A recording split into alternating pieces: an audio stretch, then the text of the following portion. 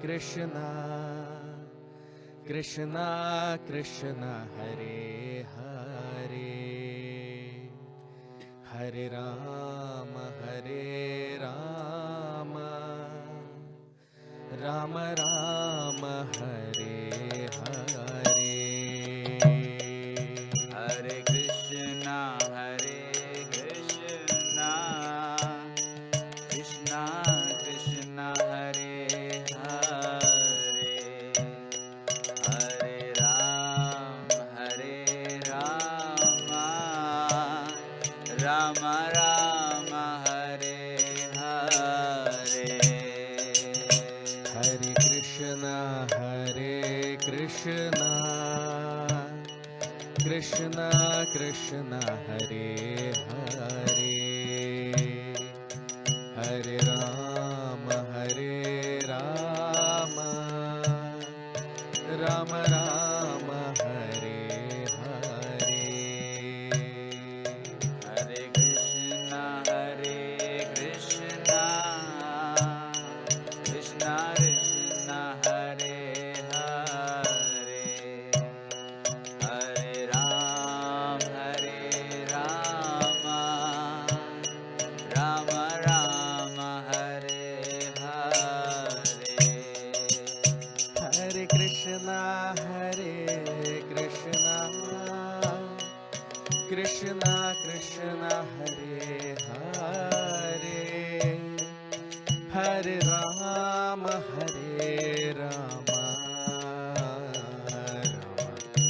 Rama Hare Hare Hare Krishna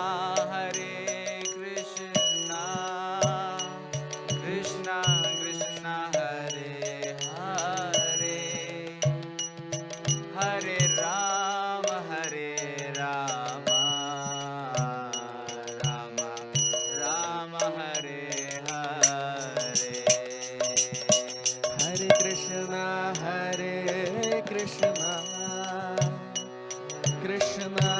Krishna Hare Hare Hare Rama Rama Rama Hare Hare Hare Krishna Krishna Krishna Hare Hare Hare Rama Rama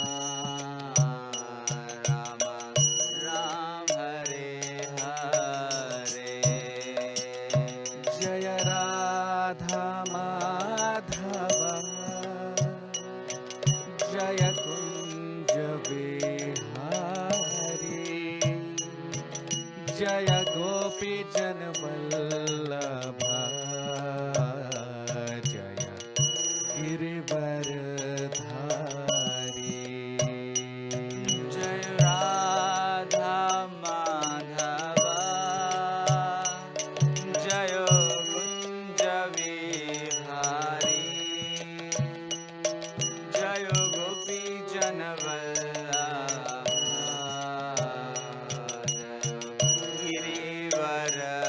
Girivaradhari Jaya Radha Madhava Jaya Kunja Vihari Jaya Gopi Janvallabha Jaya Girivaradhari Jayo Radha Madhava Jayo Kunja Vihari Jayo Gopi Janavallabha Jayo Girivaradhari Hare Krishna Krishna Krishna Hare Hare Hare Rama Rama Rama Rama Hare Hare Hare Krishna Krishna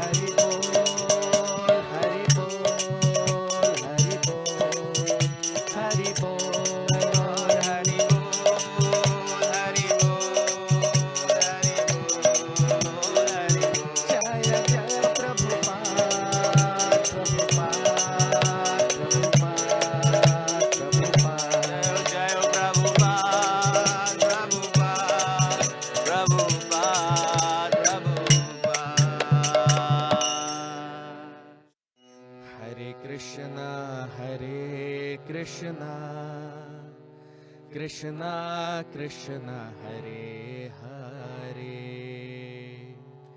Hare Rama Rama Rama Hare Hare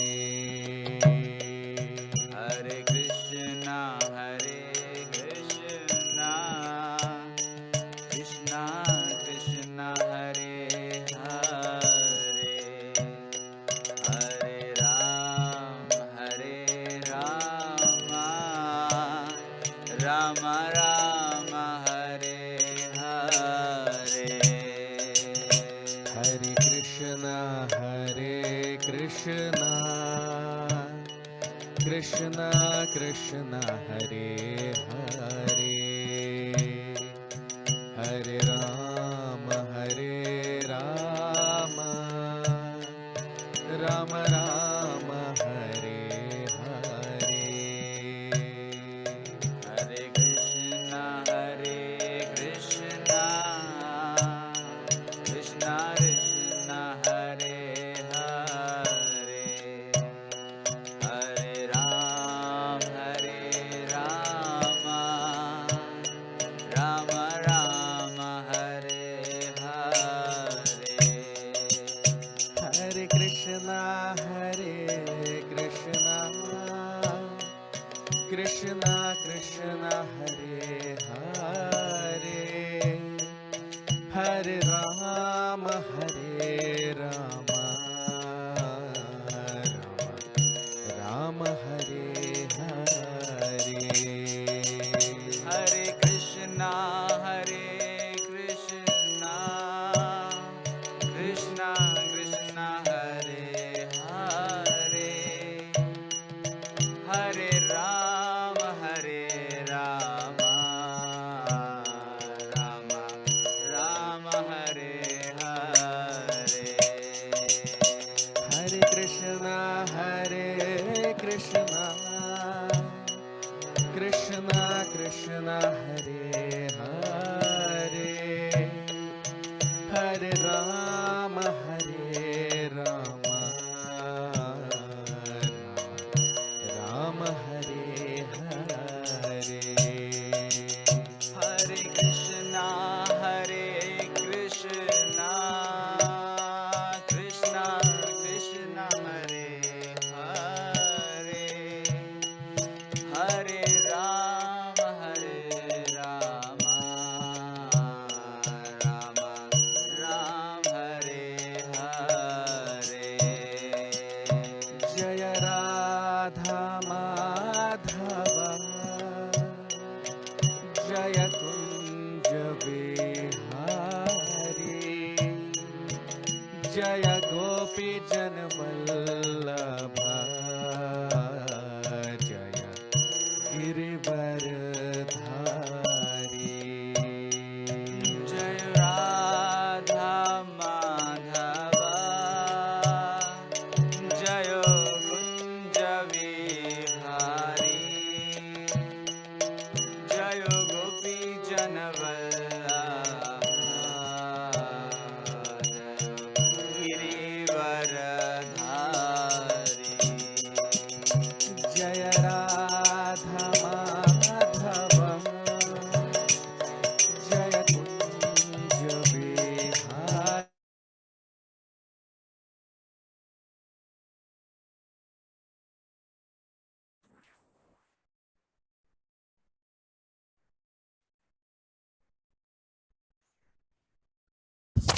Hare Krishna. So, a very warm welcome to all of you for today's session on the Srimad Bhagavatam. And we'll start our session with the prayers. Om Namo Bhagavate Vasudevaya. Om Namo Bhagavate Vasudevaya. Om Namo Bhagavate Vasudevaya. Narayanam Namaskritya Naram Chaiva Narottamam Devim Saraswatim Vyasam Tato Jayamudiraye नष्टप्रायेषु भद्रेषु नित्यं भागवत सेवया भगवति उत्तमश्लोके भक्तिर्भवति नैष्ठिकी.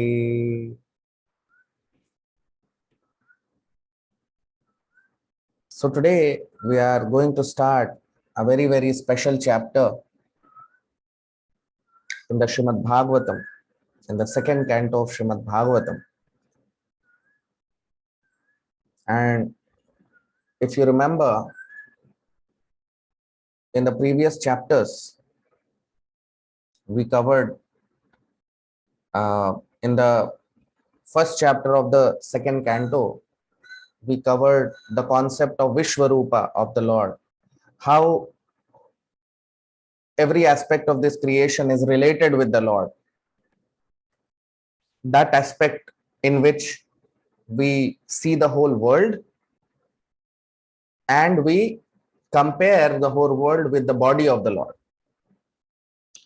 It's meant for less intelligent transcendentalists, those who are not very intelligent, they cannot understand directly the Supreme Lord, or atheistic people, they worship material nature rather than the Lord. So for such less intelligent people, this Virat Rupa of the Lord is recommended to be worshipped in the beginning, so that they become humble. Then the second chapter was all about discussing the transcendental form of the Lord as Paramatma, as the super soul within everyone's heart. So that was the subject matter of the second chapter. And now the third chapter is about Shuddha Bhakti, pure devotional service. So we'll start our discussion today with Shloka number 1. Very important chapter. So text 1, Shloka number 1. Shri Shuka Uvacha Evam me tannigaditam Prishtavan yad bhavan mama Mridam yanmriyamananam Manushyeshu manishinam. Shri Shuka Uvacha Evametannigaditam Prishtavan yad bhavan mama Nrinam yanmriyamananam Manushyeshu manishinam. Translation. Sri Shukdev Goswami said, Maharaj Parikshit, as you have inquired from me as to the duty of the intelligent man who is on the threshold of death, so I have answered you. So, Shukdev Goswami, because if you remember, in the last part of the first canto of Srimad Bhagavatam, Parikshit Maharaj, when he met his spiritual master Shukdev Goswami, that is the relationship between a disciple and a spiritual master. Many a times people don't know what is the meaning of spiritual master. People think spiritual master is someone who will give me some material benefits.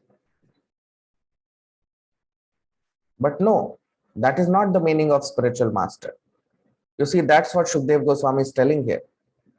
Shri Shuka Uvacha, Shukdev Goswami is telling, Evam etan nigaditam.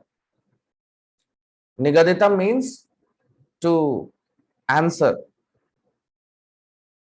Prishtavan. Prishtavan means question, inquiry. Yad bhavan mama. So who has inquired? Parikshit Maharaj. Nranam yan mriyamanana. And what did he inquire? Nranam yan. Nranam means human beings.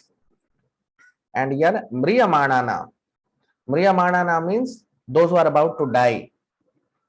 Manushyeshu manishinam. Those who are most intelligent people, for them. So that's what Shukdev Goswami is telling, that you inquired from me about The duty of a person, of intelligent people who are about to die, what they should do. What should a person who is about to die, he should do? That's what Parikshit Maharaj inquired in the first chapter, the last part of the first canto of Srimad Bhagavatam. Now I'll take you to a very important shloka. We all need to understand that what is the characteristic, how a person, because here Shukdev Goswami is the spiritual master of Parikshit Maharaj. And here the word which we discussed just now is Prishtavan, question. So that is the relationship between a disciple and a spiritual master. You see, because having a spiritual master is not an optional thing. No, it's not an optional thing. It's a necessity of human life. Like we eat food, like we require food to eat, like we require water to drink. Similarly, we require spiritual master to guide us to Krishna. Without spiritual master, a person cannot approach Krishna. And not only that, every human being, even Lord Krishna, when he appeared, he had a spiritual master. Lord Ramachandra, when he appeared, he also had a spiritual master. Although the Lord does not need a spiritual master, but he's showing by his practical example that every human being has to. He requires a guru to guide him. So what is the way in which we approach a spiritual master? What is the relationship between a disciple and a spiritual master? You see, it is mentioned here in the 34th shloka of the 4th chapter of Bhagavad Gita. You can all see on your screen. This is the 34th shloka of the 4th chapter of Bhagavad Gita. Now, what is Krishna telling Arjun in the Bhagavad Gita? Tad vidhi pranipatena pariprashnena sevaya upadekshanti te jnanam jnaninas tattvadarshinah. Who should be a spiritual master? Who teaches us physics, chemistry? Or who teaches us gymnastics like yoga nowadays? Many people, they teach gymnastics and they say that they are spiritual master. Moving hands and legs is not yoga. Yoga means union with Krishna, right? So what is the meaning of a spiritual master? Is he a teacher? Is he a physics teacher, chemistry teacher? Nowadays in Kali Yuga, because people have no intelligence, they think that anyone who teaches anything, he is a guru. No.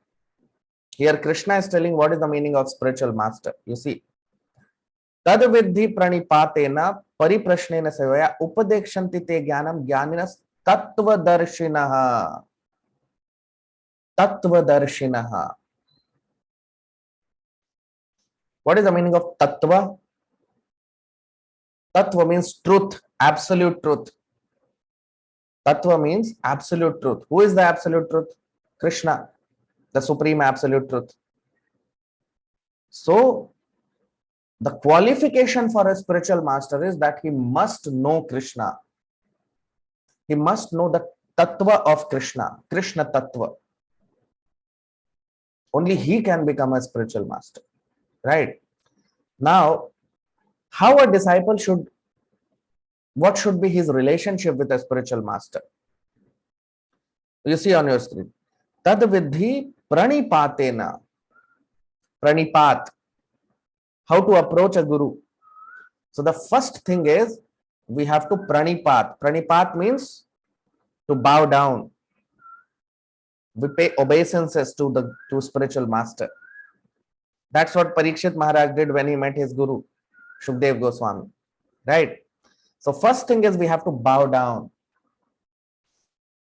You cannot go and challenge the spiritual master. No. Like we bow down before our superiors, like we bow down before the Lord, like that we have to bow down before the spiritual master. That is the first thing. Then the second, pariprashnena, and in a very humble way, in a very submissive way, we ask our questions, right? So the inquiry should not be challenging inquiry to test the spiritual master whether he knows or not. Then you will never get answers, right? So we approach a spiritual master by bowing down before him, and then we have to ask relevant inquiries. Not that we go to a spiritual master and ask him that in my house people are fighting, what should I do? I mean, that is not the business of spiritual master, to guide you in your household affairs. No, relevant inquiries. About whom? About Krishna. Yat kritah Krishna samprashno. The questions should be regarding Lord Krishna, right? So pariprashnena sevaya. And once you have got the answers to your inquiry, what you should do? Once we have got answers from the spiritual master, then we go leave him, go away. No, sevaya, we have to serve him, right? Then we serve the spiritual master. Service to Guru, because service to Krishna means service to Guru. We cannot serve Krishna directly. So we serve Krishna through the spiritual master. Okay. And then upadekshanti te jnanam. And then the knowledge is revealed to us from within the heart by the spiritual master. By the mercy of spiritual master, the knowledge is revealed within the heart. So that is the meaning of spiritual master. We all must know, right? So now Shukdev Goswami is telling here to Parikshit Maharaj that Parikshit, you have inquired from me about the duty of every you see, Manusheshu Manishinam, intelligent people. Manishinam means those who are intelligent, only they can understand all these things. So you have rightly inquired from me about the purpose of human life, and especially for a person who is about to die. Now, I have answered your query about what a dying person should do. So most of the people in human society, most of the people, they are less intelligent. Most of the people, most of the men and women, they are less intelligent.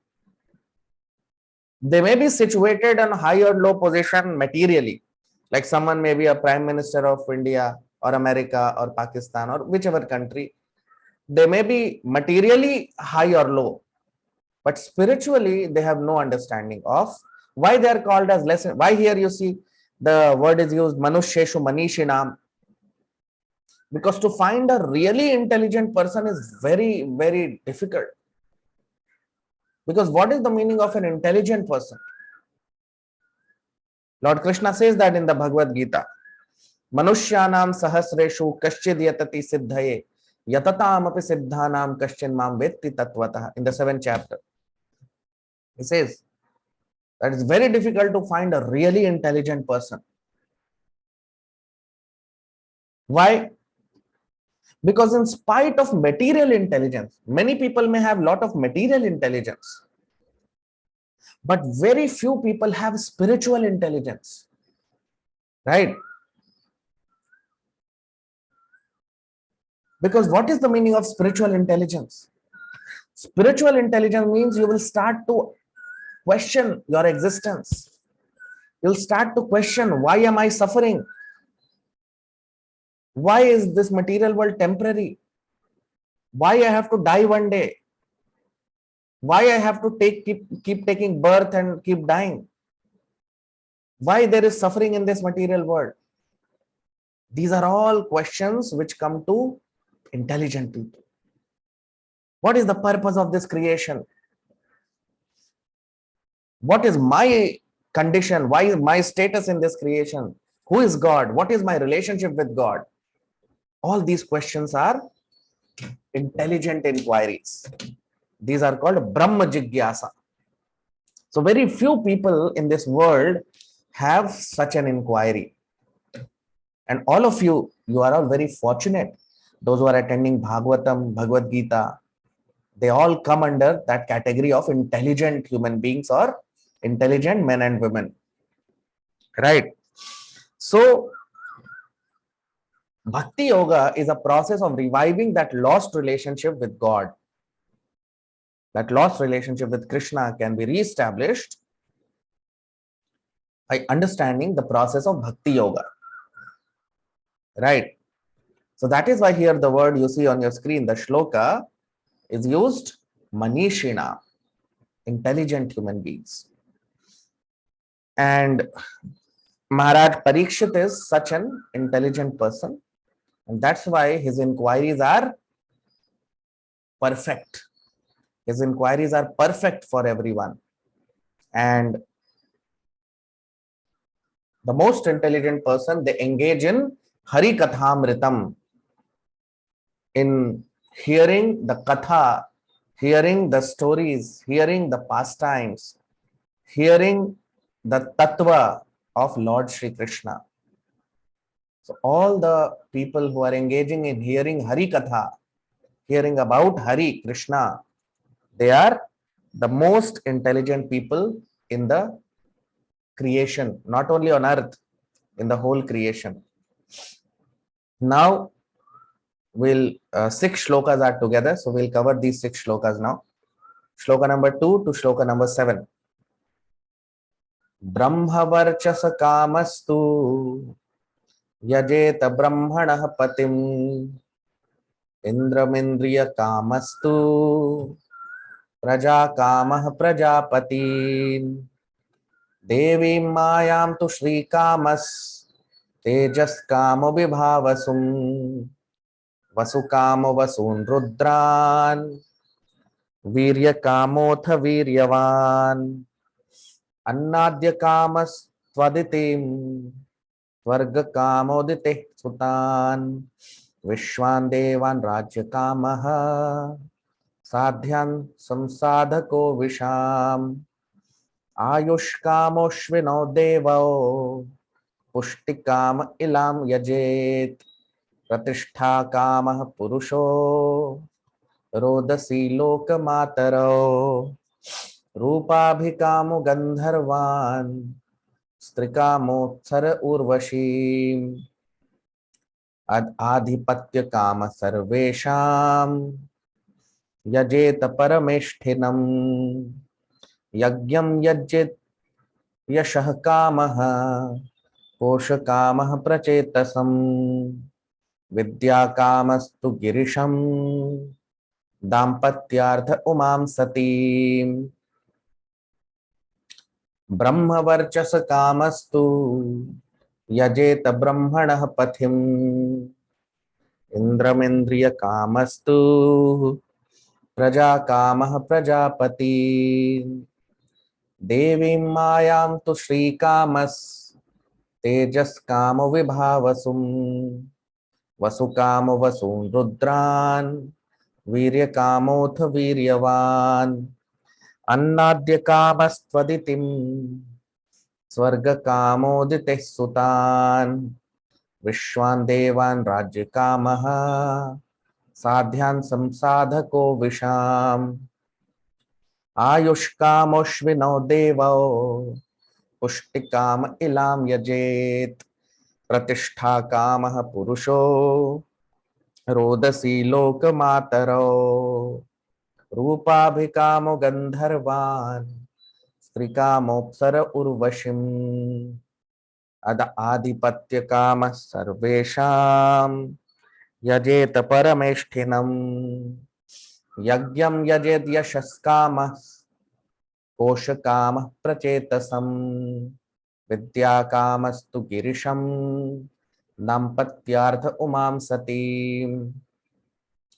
Translation: one who desires to be absorbed in the impersonal Brahma Jyoti effulgence should worship the master of the Vedas, Lord Brahma, or Brihaspati, the learned priest.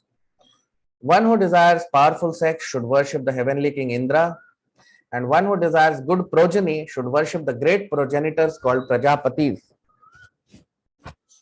One who desires good fortune should worship Durga Devi, or the superintendent of material world. One desiring to be very powerful should worship fire, and one who aspires after money should worship the Vasus. One should worship the Rudra incarnation of Lord Shiva if he wants to be a great hero.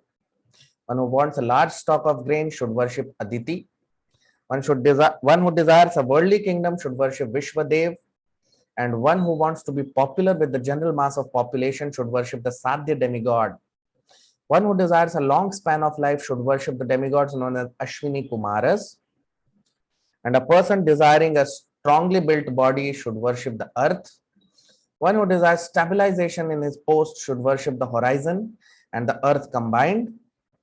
One who desires to be beautiful should worship the beautiful residents of the Gandharva planet.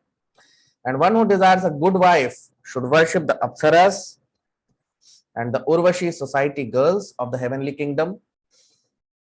And one who desires tangible fame should worship the personality of Godhead. And one who desires a good bank balance should worship the demigod Varuna. If one desires to be a greatly learned man, he should worship Lord Shiva. And if one desires a good marital relation, he should worship the chaste goddess Uma, wife of Lord Shiva. You see, so many kinds of worship being mentioned by Shukdev Goswami here. Why is he saying? Why is he mentioning all these worships? Is Shukdev Goswami encouraging Parikshit Maharaj to worship demigods? No. These are the 5 shlokas where he talks about this. But we'll see the original conclusion he will tell in the next shloka. Right? So he's saying that Brahma Varchasa Kamastu Yajeta Brahmana Patim. Who should worship Lord Brahma? Who wants to go to impersonal effulgence, impersonalists. Indra Indriya Kamastu Praja Kamas Prajapati. Those who worship kingdom, those who want kingdoms, they want to become strong leaders, kings, they worship Indra. Devim Mayam to Shri Kamas. And Devim Mayam means those who want material opulence. So those who want Indriya Kamas means want to gratify the senses, like generally sex desire, they should worship Indra. And Devi Mayam to Shri Kamas.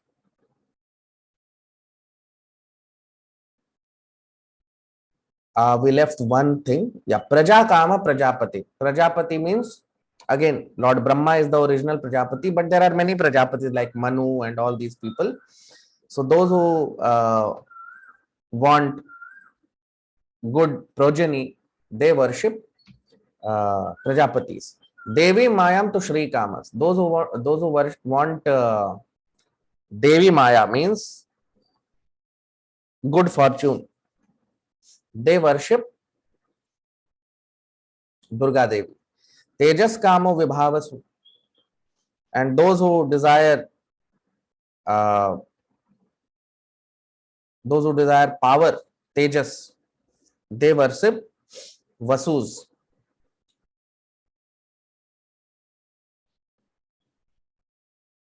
Not Vasus, sorry. They worship Vibhavasu means fire god. Vasu Kamo Vasun Rudran. And those who want money should worship Vasun Rudran. So there are 8 Vasus, and those who want money, they generally worship Vasu. They can worship Vasu, not generally worship. Virya Kamo to Viryavan.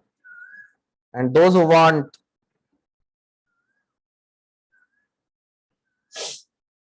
to become Viryavan. Viryavan means Virya means power. So those who want to become powerful bodily or even materially, they worship Rudran, Lord Shiva. Annadya Kamastva Diti.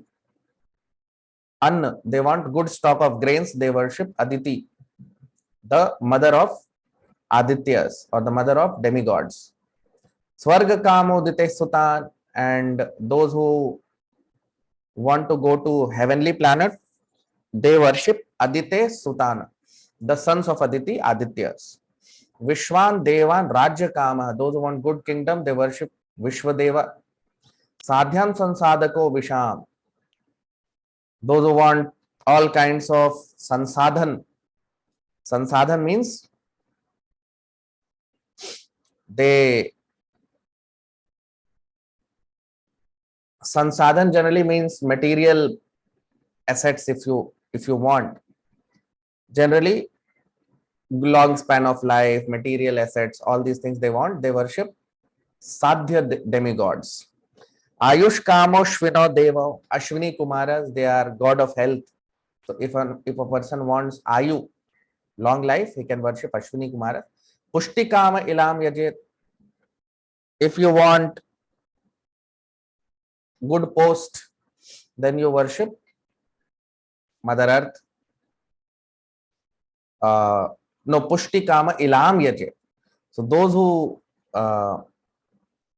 want strongly built body, they worship Mother Pratishtha Kama Purusho Rodasi Loka Mataro. They worship Mother Earth.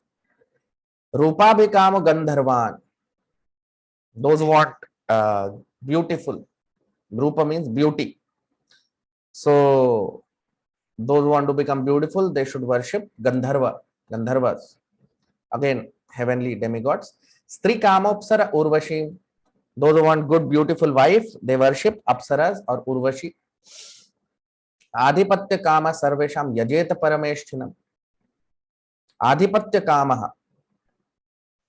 Adhipatya means who wants name and fame in this world. They should worship Parameshtinam. They should worship the personality of Godhead, Lord Vishnu. Kosha Kama Prachetasam. And those who want good bank balance, Kosha means bank balance. So they should worship Prachetasa, Pracheta. And the principal Pracheta is Lord Varuna. Vidya Kamastu Girisham. Those who want Vidya, good knowledge, they should worship Girisham. Girisham means Lord Shiva because he lives in Mount Mansarovar.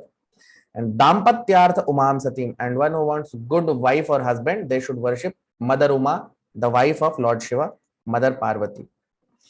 All these things are mentioned here, you see.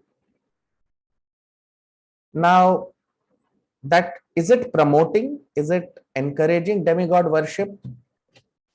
No. You see, first thing, why it is mentioned here in this shloka, all these things is, first thing we should know that nothing is in our control. In this material world, everything is controlled by demigods. Now, who are demigods? Let me take you to one of the shloka in the Bhagavad Gita. You can all see on your screen where we should know who are demigods. You can all see on your screen the shloka. Because Lord Krishna in the Bhagavad Gita talks about who are demigods. You can see on your screen the shloka. So in the 20th shloka of the 7th chapter, you can see Lord Krishna is telling Kamastasta Hritagyana Prapadyantenya Devata Tam Tam Niyamamasthaya Prakritya Niyata Swaya. What is Lord Krishna telling Arjun? He's saying those whose minds, Kamastasta Hritagyana, those whose minds are distorted by Kama. Kama means material desires. Prapadyante Anya Devata, they surrender to demigods. Anya Devata means demigods. Tamtam Niyamamasthaya Prakritya Niyata Swaya. And according to their own nature, they worship particular demigod. Same thing which we are just now discussing in the Bhagavatam. According to a person's nature, he worships a particular demigod. But then what happens when he worships a particular demigod? You see, shloka number 21 in the 7th chapter of the Bhagavad Gita, Lord Krishna is telling Arjun, Yo yo yam yam tanum bhakta shraddhayarchitum ichhati tasya tasya chalam shraddham tameva vidhamyaham. So what is Lord Krishna telling? That I am in everyone's heart as the super soul. As soon as one desires to worship demigods, I make his faith steady so that he can devote himself to some particular deity. So, whenever a person worships demigod, the Lord from within the heart, as Paramatma, makes his faith steady in that demigod. It's not that we have faith in that demigod. No. When we want to worship a particular demigod, Krishna from within the heart makes our faith steady in that demigod. We become faithful to that demigod. We become a worshipper of demigod because of Paramatma, the Lord within the heart. Right? And when you worship the demigod, what happens?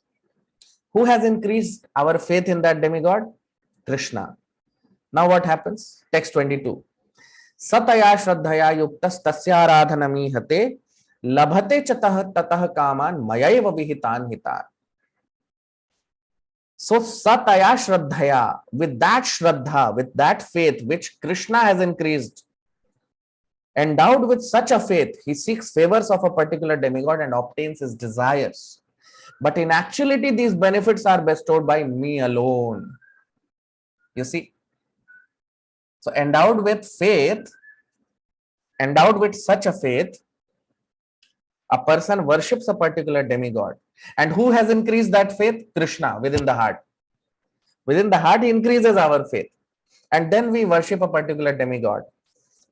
But what is Krishna telling? Mayaiva vihitan hitan. But all these desires, labhate tatah kaman mayaiva vihitan. But all these desires are fulfilled by me. Demigods cannot fulfill any desire. Right? For example, a cashier in a bank. So demigods are like cashier in a bank. So suppose the owner of the company tells that some person will come give him 10,000 rupees. So cashier cannot give you 10,000, more than 10,000 or less than 10,000. No. He has been instructed to give you 10,000 rupees and that's what he does. He gives you 10,000 rupees. But if you contact the owner, he can give you even 1 lakh rupees or 1 million rupees, isn't it? So demigods have got no capacity to give you benediction. They give us benediction based on sanction of Krishna. If Krishna does not sanction, even demigods cannot give us anything. Right? So that is the meaning of demigods. So it's not that in the Srimad Bhagavatam, in these shlokas, demigod worship is recommended. Because Krishna says that those who are less intelligent, they worship the demigods. So what is the ultimate conclusion? What is the ultimate conclusion? That we will see. Now, Shukdev Goswami will talk about the conclusion, because it's not that Shukdev Goswami is promoting demigod worship. No. So now let us see what Shukdev Goswami says in the 8th shloka of this chapter. Dharmartha uttam shlokam tantuh tanvan pitrin yajet raksha kama punya janan ojas kama marudganan. Translation. Sorry. Dharmartha uttam shlokam tanuh tanvan pitrin yajet raksha kama punya janan ojas kama marudganan. Translation. One should worship Lord Vishnu or his devotee for spiritual advancement of knowledge, and for protection of heredity and advancement of the dynasty, one should worship the different demigods. You see.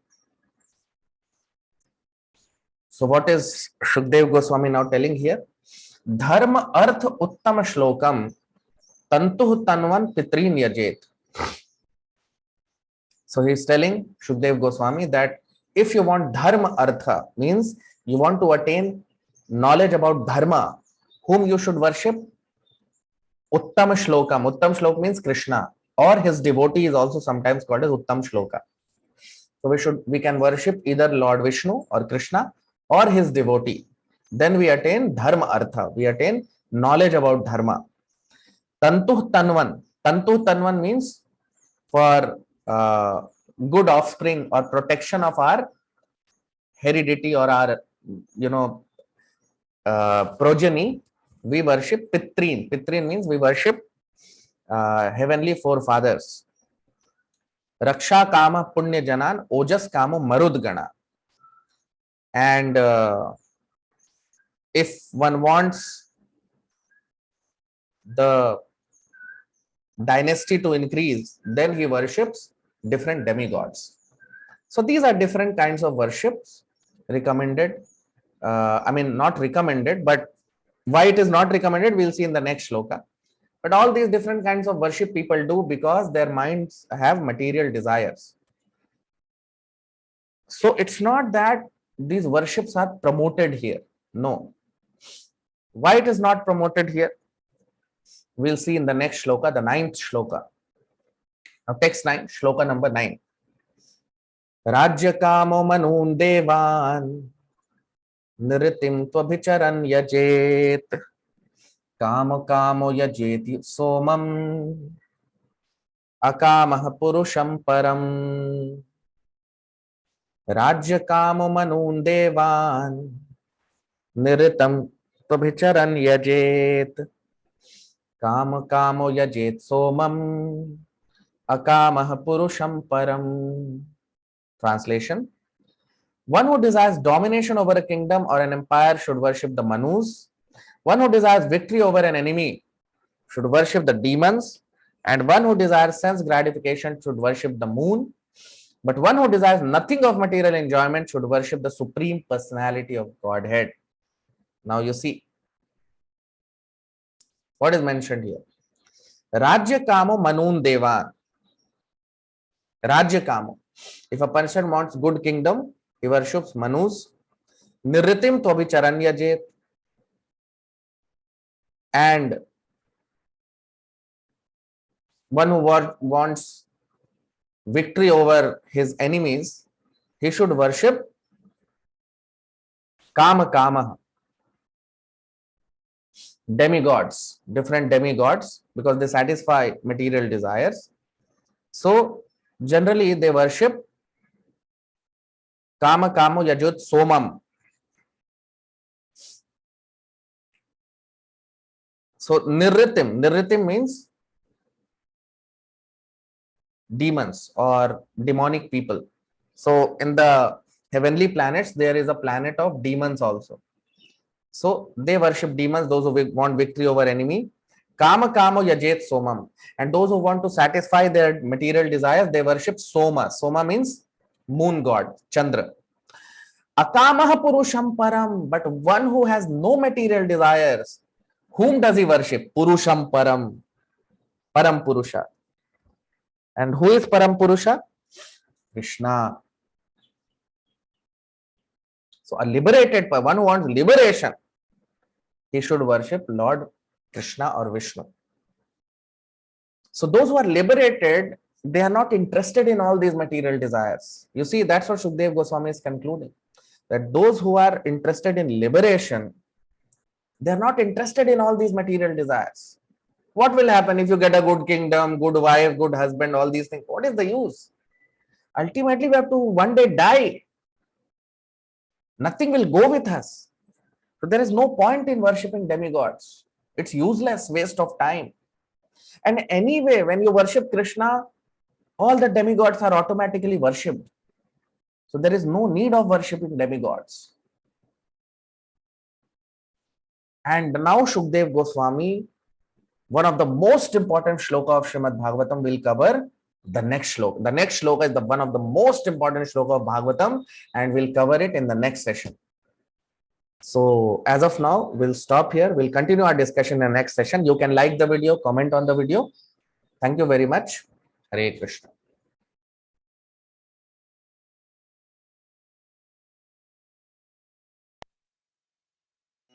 Hare Krishna, Krishna Krishna, Hare Hare, Hare Rama, Rama Rama, Hare Hare.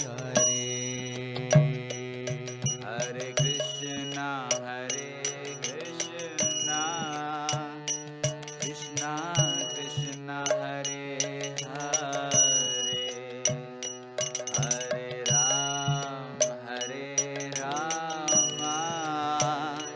Rama Rama Hare Hare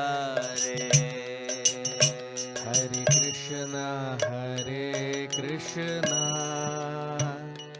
Krishna Krishna Hare Hare Hare Rama Rama Rama Hare Hare Hare Krishna Krishna Krishna Hare Hare Hare Rama Rama Rama Hare Hare Hare Krishna Krishna Krishna Hare Hare Hare Rama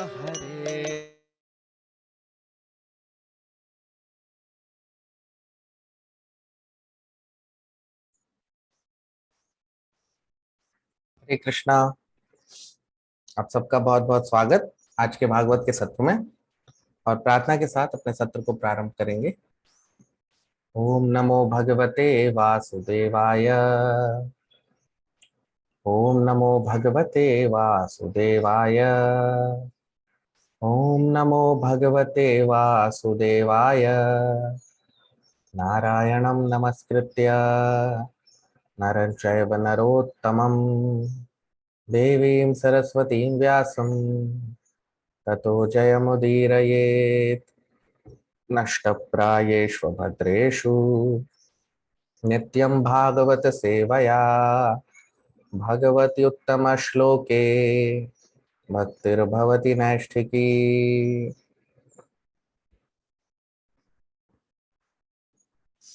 तो हमने देखा अभी तक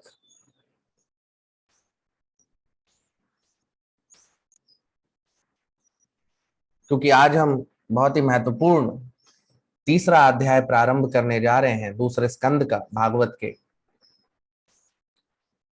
तो जो पहला अध्याय था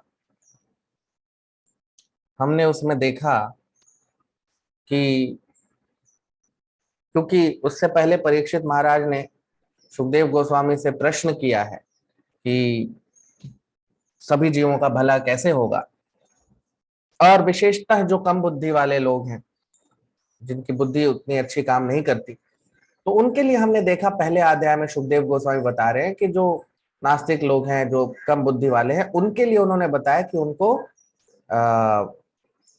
भगवान के विश्व रूप पे ध्यान केंद्रित करना चाहिए। हमने विश्व रूप का थोड़ा ज्ञान देखा पहले अध्याय में।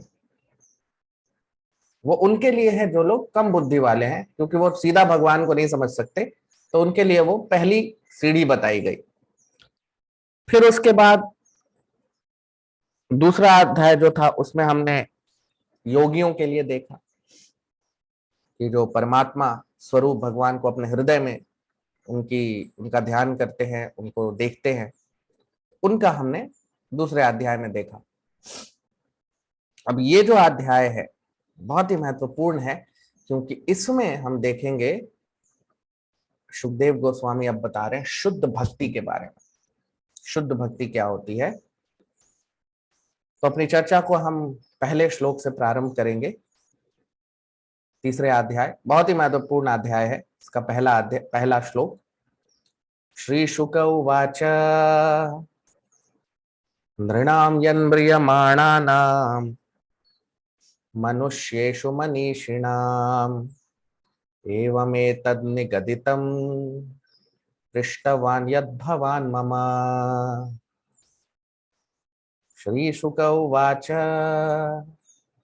नृणां यन्म्रियमाणानां मनुष्येषु मनीषिणाम् एवमेतद् निगदितं पृष्टवान् यद्भवान् मम। Translation, अनुवाद। Shukdev Goswami said, Maharaj Parikshit, as you have inquired from me as to the duty of the intelligent man who is on the threshold of death, so I have answered you. अब हम इसका अनुवाद देख लेते हैं। सुखदेव गोस्वामी कह रहे हैं महाराज परीक्षित से कि जैसा तुमने मुझसे पूछा कि एक बुद्धिमान पुरुष का क्या कर्म होना चाहिए, क्या उसकी क्रिया होनी चाहिए जो मृत्यु के पास है, वो मैंने तुम्हें बताया। अब आप देखिए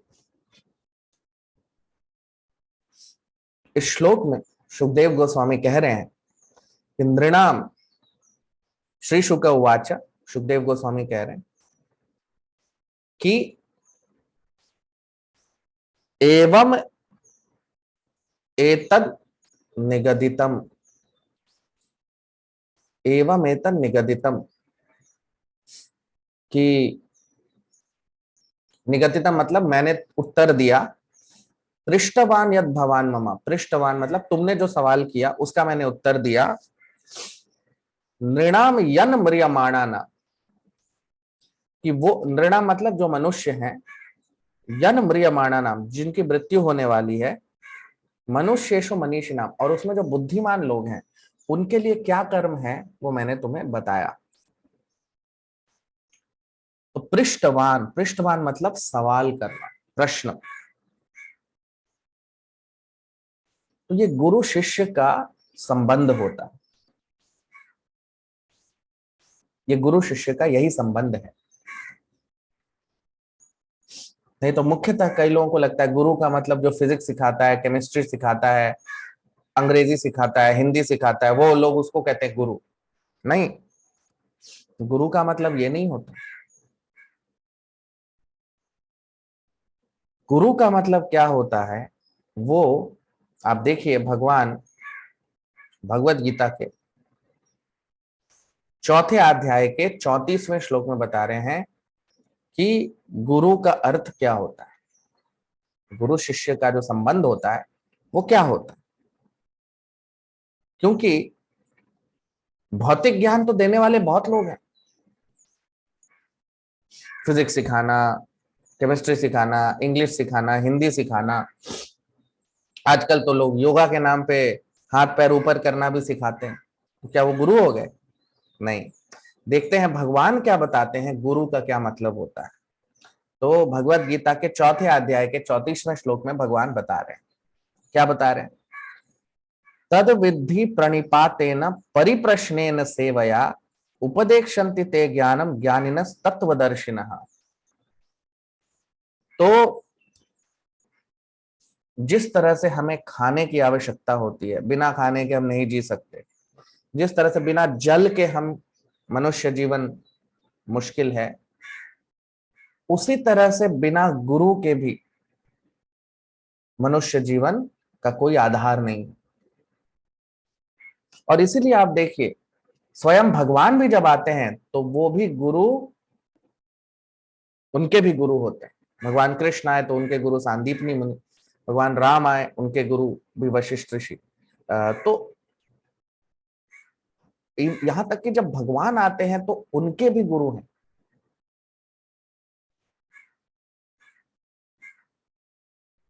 तो गुरु ऐसा नहीं है कि कोई विकल्प है, गुरु होना कोई विकल्प नहीं है।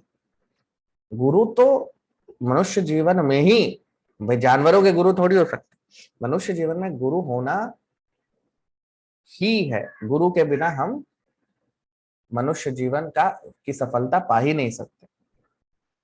तो भगवान कह रहे हैं कि तद विद्धि प्रणिपातेन। तो हम अब चलिए गुरु हैं तो उनको हम कैसे अप्रोच करें, उनको ऐसे हम उन तक, अगर हम गुरु के पास जाते हैं तो कैसे जाना है। तो कह रहे हैं भगवान तद विद्धि प्रणिपातेन। प्रणिपात,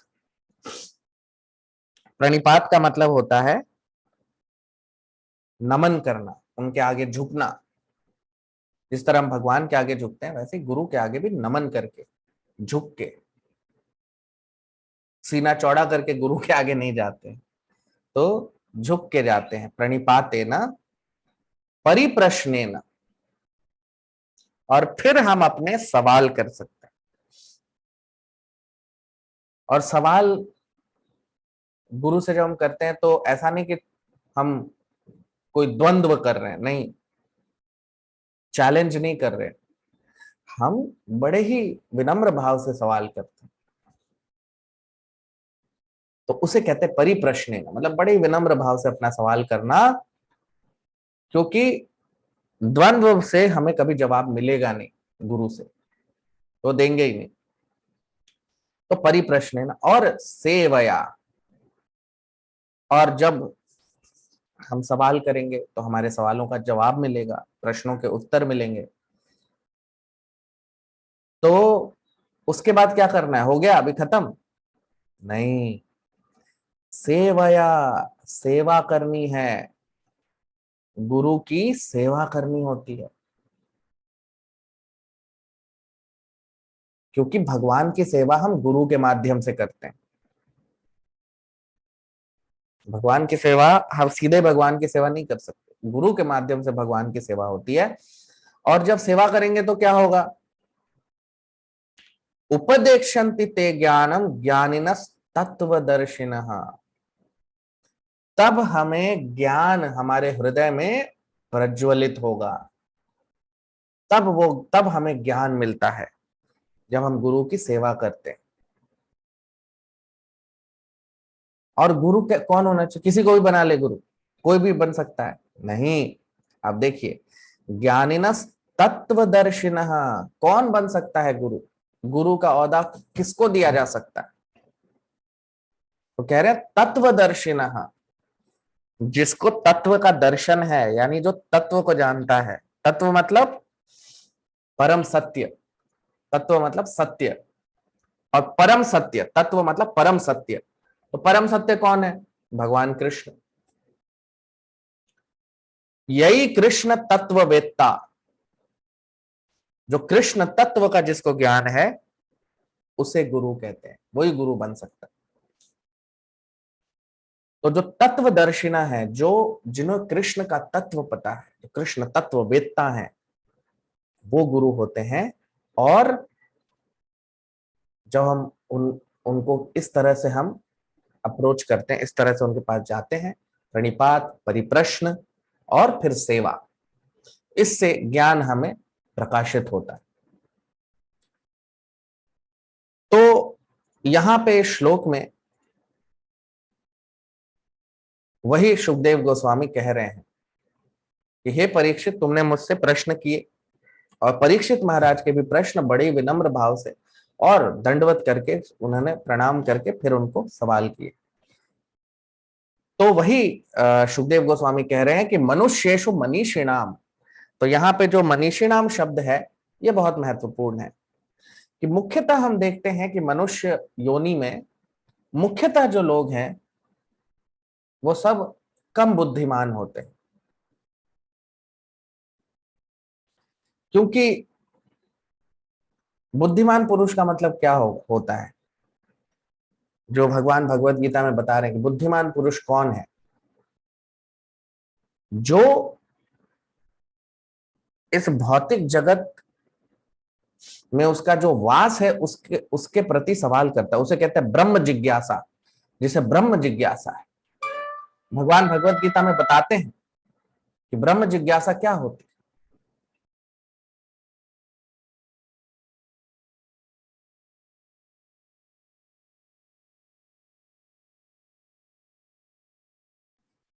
तो ब्रह्म जिज्ञासा क्या है? ये जो हमारे मनुष्य जीवन के सबसे महत्वपूर्ण प्रश्न है कि हम कौन हैं, भगवान कौन है, इस सृष्टि की रचना क्यों हुई है,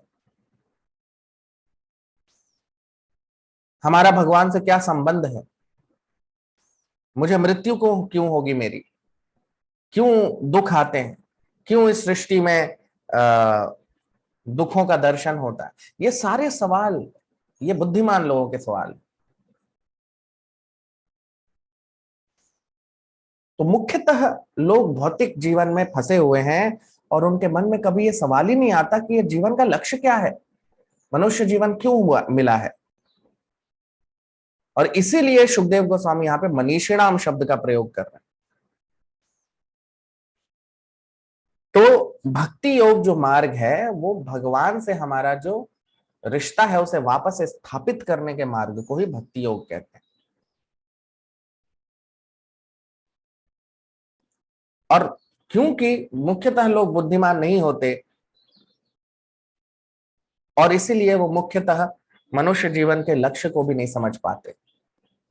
लेकिन जो सबसे, और यही भगवान भगवत गीता में बता रहे हैं कि मनुष्यानाम सहस्रेषु कश्चित् यतति सिद्धये यततामपि सिद्धानाम कश्चित् माम वेत्ति तत्वतः, कि हजारों करोड़ों मनुष्यों में कोई एक होता है जो वास्तविक रूप में सवाल करता है, और उसमें से कई हजारों में से कोई एक है जो वास्तविक रूप में भगवान को समझ पाता है। ये स्वयं भगवान ही बता रहे हैं भगवत गीता के 7वें अध्याय में। तो जो सबसे बुद्धिमान पुरुष है वो क्या करता है? हरि कथामृतम, वो भगवान हरि कथा में आनंद लेता है, उसे हरि कथा सुनता है वो, क्योंकि उसे पता है कि हमें भगवान के पास वापस जाना है। तो आप लोग सब लोग, जो लोग भी भागवत और भगवत गीता का श्रवण कर रहे हैं, आप लोग साधारण नहीं है, आप सभी उस अवस्था में है, उस बुद्धिमान लोगों में, मनीषी नाम में सभी लोग उसमें आते हैं। अब दूसरा, तीसरा, चौथा, पांचवा, छठा और सातवां, 6 श्लोक एक साथ है। तो देखते हैं इसमें सुखदेव गोस्वामी क्या बता रहे हैं। ब्रह्म वर्चस कामस्तु यजेत ब्रह्मणः पथिम इंद्रमिंद्रिय कामस्तु प्रजा कामः प्रजापति देवी मायां तु श्रीकामस् तेजस कामो विभावसुम वसु कामो वसून रुद्रान वीर्य कामुथ वीर्यवान अन्नाद्य कामस्त्वदितिम स्वर्ग कामोदिते सुतान विश्वान देवान राज्य कामः साध्यान संसाधको विशाम आयुष कामोश्विनो देवो पुष्टि काम इलाम यजेत प्रतिष्ठा कामः पुरुषो रोदसी लोकमासुरो लोकमातरो रूपाभिकामो गंधर्वान् स्त्रिकामोप्सर उर्वशीम् आधिपत्य कामः सर्वेषां यजेत परमेष्ठिनम् यज्ञं यजेद् यशस्कामः कोशकामः प्रचेतसम् विद्याकामस्तु गिरिशं दाम्पत्यार्थ उमां सती ब्रह्मवर्चस कामस्तु यजेत ब्रह्मणः पतिम् इंद्रमिंद्रिय कामस्तु प्रजा कामः प्रजापति देवीं मायां तु श्रीकामस् तेजस कामो विभावसुम् वसु कामो वसून् रुद्रान् वीर्य कामोथ वीर्यवान् अन्नाद्य कामस्त्वदितिं स्वर्ग कामोदिते सुतान् विश्वान् देवान् राज्य कामः साध्यान् संसाधको विशाम् आयुष कामोश्विनो देवो पुष्टि काम इलाम यजेत प्रतिष्ठा कामः पुरुषो रोदसी लोकमासुरो लोकमातरो रूपाभिकामो गंधर्वान् स्त्रिकामोप्सर उर्वशीम् अधिपत्य कामः सर्वेषां यजेत परमेष्ठिनम् यज्ञं यजेद् यशस्कामः कोशकामः प्रचेतसम् विद्याकामस्तु गिरिशं दाम्पत्यार्थ उमां सती। Translation, अनुवाद। One who desires to be absorbed in the impersonal Brahma Jyoti effulgence should worship the master of the Vedas, Lord Brahma, or Brihaspati, the learned priest. One who desires powerful sex should worship the heavenly king Indra, and one who desires good progeny should worship the great progenitors called Prajapatis. One who desires good fortune should worship Durga Devi, or the superintendent of the material world. One desiring to be very powerful should worship fire, and one who aspires after money only should worship the Vasus. One should worship the Rudra incarnation of Lord Shiva if he wants to be a great hero. One who wants a large stock of grain should worship Aditi. One who desires a worldly kingdom should worship Vishwadeva. And one who wants to be popular with the general mass of population should worship the Sadhya demigod. One who desires a long span of life should worship the demigods known as Ashwini Kumaras. And a person desiring a strongly built body should worship the earth. One who desires stabilization in his post should worship the horizon and the earth combined. One who desires to be beautiful should worship the beautiful residents of the Gandharva planet. And one who desires a good wife should worship the Apsaras and the Urvashi society girls of the heavenly kingdom. One who desires tangible fame should worship the personality of Godhead. And one who desires a good bank balance should worship the demigod Varuna. If one desires to be a greatly learned man, he should worship Lord Shiva. And if one desires a good marital relation, he should worship the chaste goddess Uma, the wife of Lord Shiva. अब हम इसका अनुवाद देख लेते हैं हिंदी में। तो जो मनुष्य ब्रह्म ज्योति में लीन होना चाहते हैं वो ब्रह्मा जी को की पूजा करते हैं। जो स्त्री पुरुष का संभोग चाहते हैं वो इंद्रदेव की पूजा करते हैं। जो अच्छे वंश चाहते हैं वो प्रजापति की पूजा करते हैं। जो अच्छा यश चाहते हैं, समृद्धि चाहते हैं, वो दुर्गा देवी की पूजा करते हैं। जो बहुत शक्तिशाली होना चाहते हैं शारीरिक रूप से वो अग्निदेव की पूजा करते हैं। जो धन चाहते हैं वसुओं की पूजा करते हैं। जो नायक बनना चाहते हैं, बड़े नेता बनना चाहते हैं वो रुद्र शिव जी की पूजा करते हैं। जो बहुत सारा अन्न चाहते हैं, खाने की चीजें चाहते हैं वो अदिति की पूजा करते हैं। जो बड़ा साम्राज्य चाहते हैं वो विश्वदेव की पूजा करते हैं। जो नाम कमाना चाहते हैं वो साध्य लोगों की पूजा करते हैं। जो लंबी आयु चाहते हैं वो अश्विनी कुमारों की पूजा करते हैं। जो शक्तिशाली शरीर चाहते हैं वो पृथ्वी की पूजा करते हैं। जो अच्छा पद चाहते हैं भौतिक जगत में वो पृथ्वी और आकाश की पूजा करते हैं। जो सुंदर पत्नी या सुंदर पति चाहते हैं, जो सुंदर होना चाहते हैं, अपने शरीर को सुंदर बनाना चाहते हैं, गंधर्वों की पूजा करते हैं। जो सुंदर पत्नी चाहते हैं या पति चाहते हैं वो अप्सराओं की और उर्वशी की पूजा करते हैं। जो यश चाहते हैं, नाम चाहते हैं वो भगवान विष्णु की पूजा करते हैं। जो अच्छा धन कमाना चाहते हैं वरुण देव की पूजा करते हैं। और जो बहुत ही ज्ञानी होना चाहते हैं भगवान शिव की पूजा करते हैं। और जो अपने पति पत्नी का संबंध अच्छा रखना चाहते हैं वो उमा देवी यानी पार्वती देवी शिव जी की पत्नी की पूजा करते हैं। तो ये अलग अलग तरह की पूजा बताई गई है इस श्लोक में सुखदेव गोस्वामी के द्वारा। तो क्या सुखदेव गोस्वामी देवी देवताओं की पूजा करना वो इसको हमें उस तरफ चाहते हैं कि हम ये करें? क्या वह हमें प्रोत्साहन दे रहे हैं इसका? नहीं। सबसे पहले समझते हैं कि देवी देवता होते कौन। हम सबको पता है, लेकिन भगवत गीता में भगवान इसका विस्तार में वर्णन कर रहे हैं 7वें अध्याय में। आपको मैं उस श्लोक में लेके चलता हूं जहां भगवान बता रहे हैं कि देवी देवताओं की पूजा करने से होता क्या है और क्यों देवी देवताओं की पूजा करना अच्छा है या बुरा है। आइए देखते हैं। तो 20वें श्लोक, 20वें, 21वें और 22वें श्लोक में भगवत गीता के 7वें अध्याय के भगवान इसको बता रहे हैं। तो आप सब अपने स्क्रीन पे देख सकते हैं क्या बता रहे हैं भगवान। कामैस्तैस्त हृतज्ञाना प्रपद्यन्त्यन्य देवता तम तम नियममास्थाय प्रकृत्या नियता स्वया।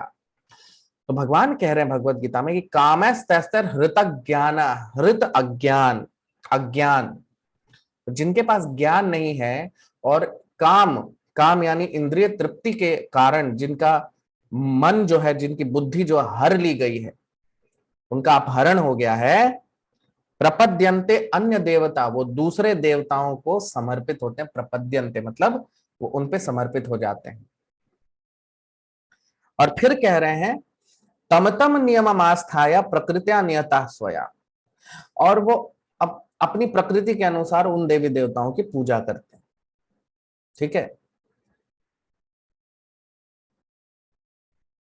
तो पूजा करनी चाहिए नहीं करनी चाहिए, अब देखते हैं 21वें श्लोक। कि भाई हमें अगर भौतिक इच्छाएं हैं, हमारा मन दूषित है, तो हम देवी देवताओं के पास जाते हैं, जो भगवान भगवत गीता के 7वें अध्याय में बता रहे हैं। लेकिन उनके बाद जाने से होगा क्या? देखिए, यो यो याम याम तनुम भक्तः श्रद्धयार्चितुम इच्छति तस्य तस्याचलाम श्रद्धाम तामेव विदधाम्यहम्। तो क्या कह रहे हैं भगवान कि यो यो याम याम तनुम भक्तः, जो जो जिस जिस देवी देवताओं की भक्ति करता है, उनकी पूजा करता है, श्रद्धयार्चितुम इच्छति, और उनकी पूजा की श्रद्धा करना चाहता है, उनकी पूजा की इच्छा करता है, तस्य तस्य अचलाम श्रद्धाम तामेव विदधाम्यहम्, उनकी श्रद्धा को मैं बढ़ाता हूं, क्योंकि मैं सभी के हृदय में विद्यमान हूं परमात्मा के रूप में। तो अब इसका मतलब क्या हुआ कि जब कोई किसी देवी देवताओं की पूजा करने को या उनकी इच्छा करता है उनकी पूजा करने की, तो भगवान हमारे हृदय में जो स्थित हैं, वो उन देवी देवताओं में हमारी श्रद्धा बढ़ा देते हैं, भगवान बढ़ाते हैं। हम जब इच्छा करते हैं किसी देवी देवताओं की पूजा करने की, तो भगवान चूंकि हमारे हृदय में परमात्मा के रूप में स्थित हैं, तो वो हमारी श्रद्धा को उन देवी देवता में, जो हमारी श्रद्धा है, उसको बढ़ा देते हैं, भगवान बढ़ा देते हैं। फिर क्या होता है? अब भाई भगवान ने हमारी श्रद्धा बढ़ा दी उस देवी देवता में, तो क्या होता है? आइए देखते हैं। सतया श्रद्धया युक्तस् तस्य आराधनमीहते लभते च ततः कामान मयैव विहितान हितान। फिर क्या बता रहे हैं कि भाई देवी देवताओं की जब हम पूजा करने जाते हैं, तो वो श्रद्धा कौन बढ़ाता है? भगवान, परमात्मा हमारे हृदय में है। और सतया श्रद्धया, और उस श्रद्धा के साथ, तस्य आराधनमीहते, हम उन देवी देवता की आराधना करते हैं। श्रद्धा किसने बढ़ाई? भगवान ने, ठीक है। और हम उस श्रद्धा के साथ आराधना, उस देवी देवता की पूजा करते हैं। तो ये श्रद्धा किसने बढ़ाई? भगवान ने। और हम भगवान की बढ़ाई हुई श्रद्धा से उस देवी देवता की पूजा करते हैं। तो श्रद्धा के साथ हम पूजा करते हैं, क्योंकि ये श्रद्धा किसने दी है? भगवान ने। लभते ततः कामान, और हमें हमारी इच्छा भी पूरी हो जाती है। भाई किसी देवी देवता की पूजा करते हैं तो हमारी इच्छा भी पूरी हो जाती है। लेकिन ये इच्छा पूरी कौन करता है? देखिए, मयैव विहितान, ये इच्छा पूरी करने वाला मैं हूं। ये सारा वरदान मैं देता हूं। लोगों को लगता है देवी देवता ने दिया है। ये वरदान देने वाला कौन है? भगवान कृष्णा। आप देखिए, तो देवी देवताओं का जो औदा है, वो है एक, जैसे बैंक में कैशियर होता है ना। अभी किसी को अगर आप जाते हैं, आपको कुछ पैसा चाहिए, तो आप कैशियर के पास जाते हैं बैंक के, और वो आपको, अगर मालिक ने कहा है कैशियर को कि 10,000 रुपया निकाल के दे देना इनको, तो वो 10,000 रुपया निकाल के दे देगा। क्या वो 10,000 से ज्यादा दे सकता है? नहीं। क्या वो 10,000 से कम दे सकता है? नहीं। जितना उसको मालिक ने कहा है उतना ही देगा। तो देवी देवता हमको कुछ दे नहीं सकते जब तक भगवान नहीं कहेंगे देने के।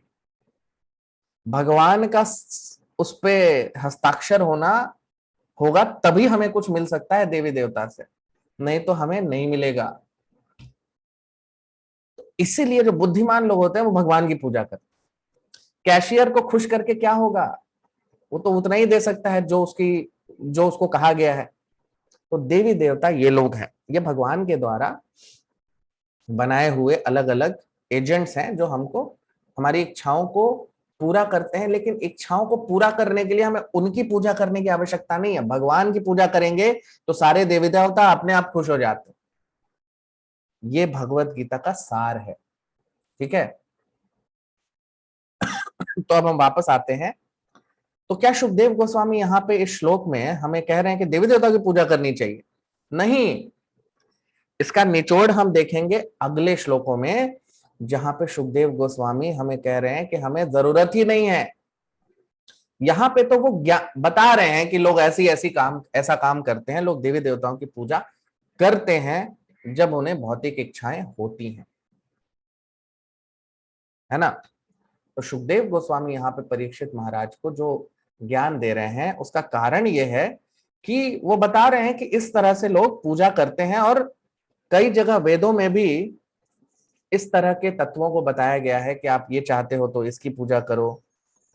क्योंकि वास्तविक में जो बुद्धिमान पुरुष है उसे पता है कि ये सारी भौतिक इच्छाएं हैं और भौतिक शरीर तो एक दिन नष्ट होने वाला है, तो ये भौतिक इच्छाओं को पूरी करके हम कर भी क्या लेंगे। इसीलिए सुखदेव गोस्वामी यहाँ पे ये बता रहे हैं कि लोग इस तरह का काम करते हैं, लेकिन हमें क्या करना है अब हम देखते हैं अगले श्लोक में। 8वां श्लोक। धर्मार्थ उत्तम श्लोकम तंतु तन्वन पितृन यजेत रक्षा काम पुण्य जनान ओजस काम मरुद्गणान। धर्मार्थ उत्तम श्लोकम तंतु तन्वन पितृन यजेत रक्षा काम पुण्य जनान ओजस काम मरुद्गणान। ट्रांसलेशन, अनुवाद। One should worship Lord Vishnu or his devotee for spiritual advancement of knowledge, and for protection of heredity and advancement of the dynasty, one should worship the different demigods. अब हम इसका अनुवाद देख लेते हैं हिंदी में। तो यहाँ पे सुखदेव गोस्वामी परीक्षित महाराज से कह रहे हैं कि अगर हमें आध्यात्मिक ज्ञान की प्राप्ति करनी है तो हमें भगवान विष्णु की पूजा करनी पड़ेगी, और अगर अपने वंश को संभालना है, उनकी रक्षा करनी है तो, और अपने वंश को बढ़ाना है तो हमें अलग अलग देवी देवताओं की पूजा करनी पड़ती है ना। तो यहां पे कह रहे हैं कि धर्म अर्थ उत्तम श्लोकम। धर्म अर्थ यानी धर्मार्थ ज्ञान, धर्म का ज्ञान अगर चाहिए तो हमें उत्तम श्लोक। उत्तम श्लोक का मतलब होता है भगवान विष्णु, कृष्णा, उन्हें उत्तम श्लोक कहा जाता है। कई बार उत्तम श्लोक भगवान के शुद्ध भक्तों को भी कहते हैं। तो अगर हम भगवान के शुद्ध भक्तों या फिर भगवान की पूजा करेंगे तो हमें धर्म का ज्ञान प्राप्त होगा, वास्तविक ज्ञान प्राप्त होगा। तंतु तन्वन पितृन यजेत, और तंतु तन्वन, तंतु तन्वन का मतलब होता है हमारे बच्चे, हमारे आगे आने वाली पीढ़ियां। पितृन यजेत, तो पितरों की पूजा करेंगे तो उनकी रक्षा होती है।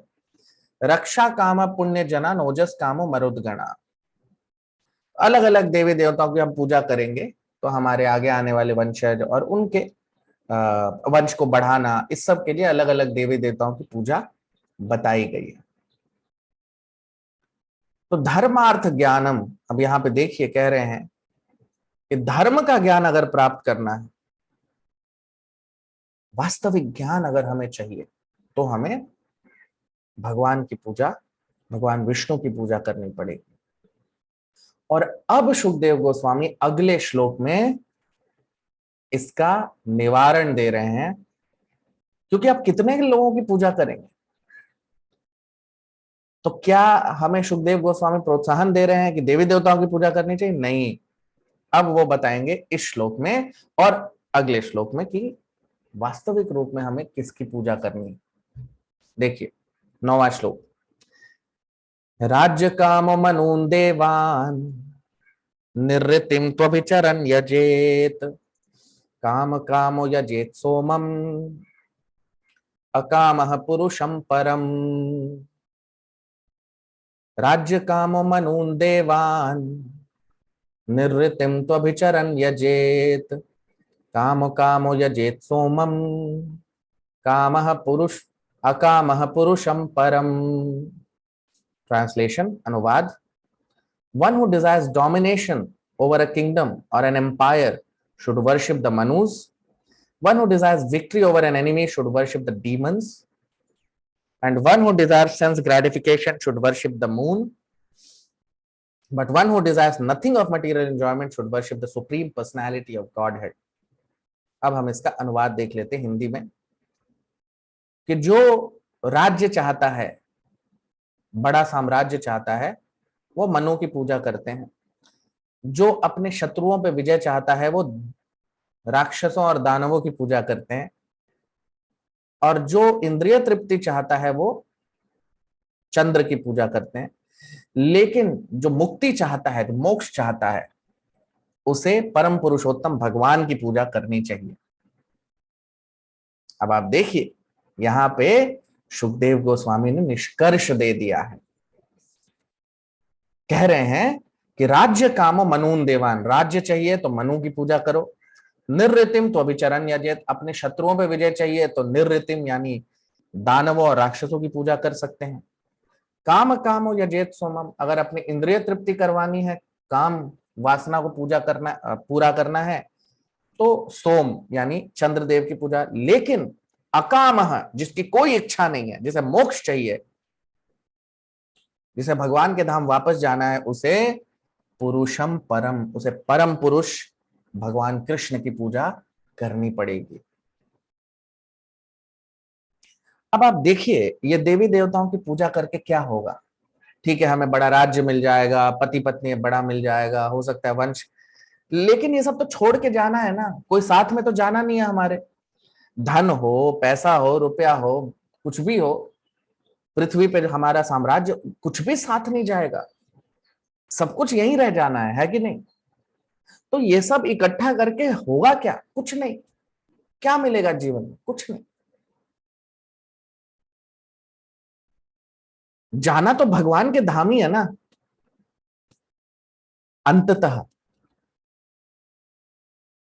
तो जो भौतिक जगत में ही फंसे रहना चाहते हैं वो देवी देवताओं की पूजा करते हैं, लेकिन जिन्हें भगवत प्राप्ति करनी है, अकामः, आप देखिए श्लोक में अकामः शब्द का प्रयोग किया गया, मतलब जिनकी कोई कामना नहीं है वो भगवान की पूजा, यानी कि जो मुक्त आत्मा है, जो ऋषि मुनि है, साधु संत, वो सब भगवान की पूजा करते हैं। तो अगर मोक्ष चाहिए तो हमें भगवान की पूजा करनी। और अब इसका पूर्ण निष्कर्ष अगले श्लोक में भगवान सुखदेव गोस्वामी बता रहे हैं, जो पूरे भागवत में सारे श्लोकों में सबसे महत्वपूर्ण श्लोकों में से एक है। One of the most important shloka, मतलब सारे श्लोकों में से महत्वपूर्ण श्लोकों में से एक जो श्लोक है वो अगला श्लोक है, उसको हम कल चर्चा करेंगे। तो आप लोग वीडियो को लाइक कर लीजिए, कमेंट कर लीजिए। आज यहीं अपने सत्र को विराम देंगे। बहुत बहुत धन्यवाद। हरे कृष्ण।